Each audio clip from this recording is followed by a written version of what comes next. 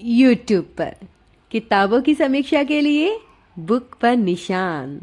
आज हम आपके सामने जिस पुस्तक का समीक्षा करने वाले हैं उसका नाम है कसब, जिसे लिखा है श्री मनोहर श्याम जोशी जी ने और इसे प्रकाशित किया है राजकमल प्रकाशन ने। हिंदी साहित्य और इसमें भी विशेषकर से प्रेम कथाओं में रुचि रखने वाले पाठकों ने मनोहर श्याम जोशी कृत कसब को न पढ़ा हो, ऐसा होना थोड़ा मुश्किल है। प्रेम किन्हीं सयानों द्वारा बहुत समझदारी से ठहराई जाने वाली चीज नहीं है। वह तो विवाह है जो इस तरह ठहराया जाता है। असल में जो एक दूसरे से प्यार करते हैं वे लौकिक अर्थ में एक दूसरे के लिए बने हुए होते नहीं। उपन्यास के आरंभ में लेखक द्वारा कहे गए इन वक्तव्यों से अंत तक आते आते हम भी पूरी तरह से सहमत हो जाते हैं। इस उपन्यास में सिर्फ बेबी और डीडी की प्रेम कहानी ही नहीं है, बल्कि यह कुमाऊनी समाज उनके रहन सहन का एक आईना भी है। उपन्यास की भाषा मूलतः कुमाऊनी ही है और कसब का अर्थ है क्या पता।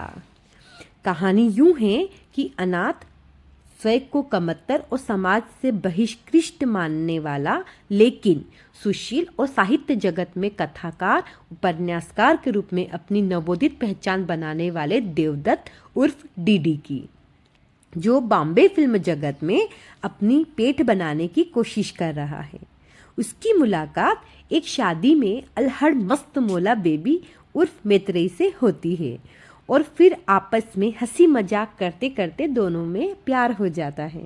अनाथ लड़का जो कुछ खास करता नहीं, आमदनी भी बस गुजारे लायक ही है और सबसे तुच्छ बात कि वो फिल्म जगत में अपनी पहचान बनाने की कोशिश कर रहा है। शास्त्री परिवार को बेबी के लिए डीडी पसंद नहीं, लेकिन कुछ अप्रिय घटनाओं के चलते बेबी के माता पिता को दोनों की शादी के लिए राजी होना पड़ता है। फिर नायक को अमेरिका में पढ़ने और कुछ बनने का अवसर प्राप्त होता है, जिसको वह किसी भी कीमत पर गंवाना नहीं चाहता।